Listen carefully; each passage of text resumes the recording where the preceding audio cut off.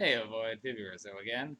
So, I just talked about the locker not long ago, and I figured it might as well talk about the locker too. Okay, this case only says the locker, but actually, this collection has both the locker and the locker 2. Now, it barely, really poorly advertises that. The only way it even indicates it. Now, when I purchased this, I only expected the locker.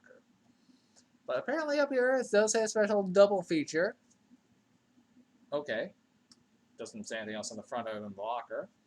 On the back here, we got our description and some phrases for it.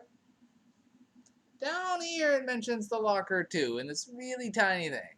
So I guess this one really wasn't for that. It was really even worse advertised than Shibuya Kaidan, and I mean that. Now, in my other review for the locker, I also talked about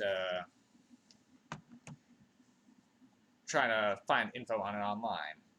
Now, IMDb for The Locker 2 has even less. Now, it does mention this movie came out in 2004, same year, but nothing else. Wikipedia doesn't even reference it. Anything for it redirects to the original one. So, this movie exists in a weird liminal space. I will say, I wonder if part of these were like a two-part special or something, because both movies were only about an hour and 11 minutes. So, not really long at all. Just about 71 minutes. So, maybe it was like a direct to TV kind of thing, which would explain the lower budget. Anyway, Locker 2 actually is much better than the Locker. Now, I will say the effects definitely have stepped it up. The pacing is much better, and it kind of jumps right in, and there's a lot more overt ghost activity than the other one had. The other one seems to come out of more randomly. You never really were sure what the ghost was capable of. And this one, it does it a lot better. And this one, it actually picks up right where the other one left off. So this review will have a little bit of spoilers for the locker, but I'll try to avoid too many for locker 2. So if you haven't seen the locker and want to, you might want to exit here. You gone? Okay.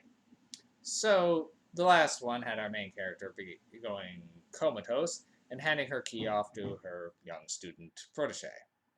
Now it's the student that we're following in this one, as everything around her seems to be, well, going to hell. As now the urban legends about the locker have exploded, but more about the love letter aspect and the horrible curse, and now people are keep disappearing in relation to it. So there's a lot more fun ghost moments in this one. The makeuping is even better, and there's some cool contortions. There's some cool stalking ghost effects. This movie has a lot better dread and suspense than the first one did. So pacing's better. I mean, it's pretty much the same cast. So I mean, the acting in the first one was fine, still fine here. But there's just something about the Locker 2 that just makes it come alive more. Also, we get to know our ghost a little bit better. We actually get a name for her, or Sachiko, or Satchan, as they keep referring to her in this. So there's that. Though my only real complaint, I guess, with this one would be the ending, where it feels like there should be like another chapter or something. It feels like it just ends a little too soon. I know it's tradition in horror movies to end with a kind of a jump scare or a "it's not over, dun dun dun" kind of thing, but this one just it doesn't feel resolved like some of those movies do. Like there's an like a haunting event happens and the character survives it, but then they realize, oh wait, they make a revelation, but that doesn't stop the fact that the ghost is still hostile. So I don't know. That kind of keeps it from being great. I mean, I don't think this one would ever get up to great territory, but it's better. So I'm gonna give this one a solid 5 MacGuffins. So it's average. It's right in the middle. It's okay.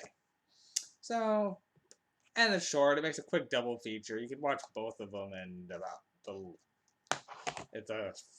with less time than it would take to watch one Lord of the Rings movie or Chapter 2. So it's shorter. All right. Again, there's only so much really to bring up about this one. They're enjoyable enough, but they're nothing special. I will say, kind of the character interactions in these movies are really kind of what sells it.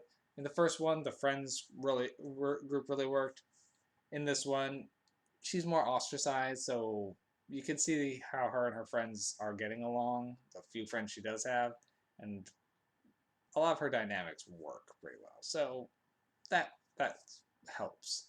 But again, 5 MacGuffins. Best I can do on this one, but it's still worth seeing if you like Asian horror in general, particularly J horror. All right, take care, everybody.